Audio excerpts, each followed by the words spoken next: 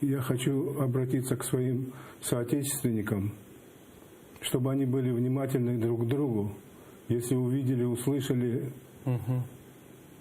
или получили каким-то путем информацию о том, что где-то что-то происходит, надо обязательно появляться.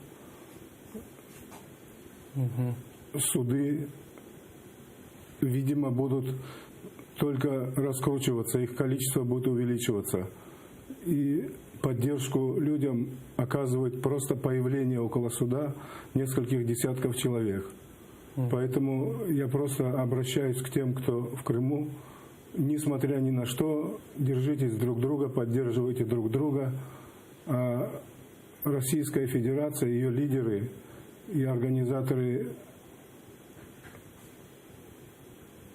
того, что происходит в Крыму, обязательно понесут наказание, и это закончится Гаагским судом, и, может быть, не только Гаагским судом, а еще более серьезные катаклизмы будут в самой Российской Федерации.